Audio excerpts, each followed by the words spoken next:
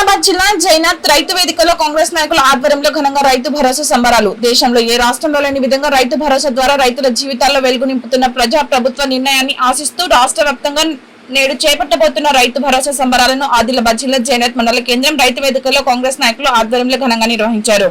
ఈ సందర్భంగా జైనాథ్ మండల market committee chairman Alluri Ashok Reddy మాట్లాడారు. రోజుకు 1000 కోట్లతోని 9 రోజులు ప్రతి రైతు ఖాతాల ఎన్ని ఎకరాలు ఉంటే అన్ని ఎకరాల ఖాతాల పైసలు పడ్డాయి.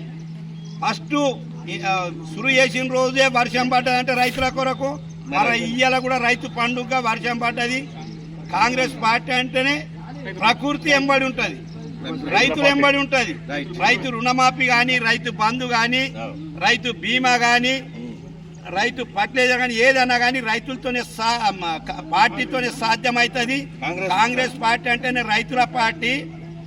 రైతు అన్నలకు సుఖం ఉండాలంటే కాంగ్రెస్ పార్టీ ఎప్పుడు జన్మకాలం ఉండాలని రైతులు కూడా కోరుకుంటున్నారు. వర్ణుడు సహకరిస్తున్నాడు, ప్రకృతి సహకరిస్తున్నది. ప్రాజెక్టులు సగం అయితే నిండినాయి. రైతు అన్నల దారనే కాంగ్రెస్ పార్టీ ఉంటుంది. కాబట్టి ఇవాళ జైనాథ్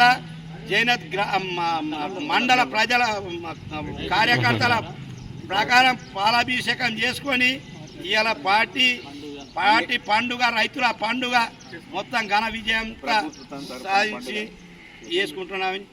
జై కాంగ్రెస్, జై కాంగ్రెస్.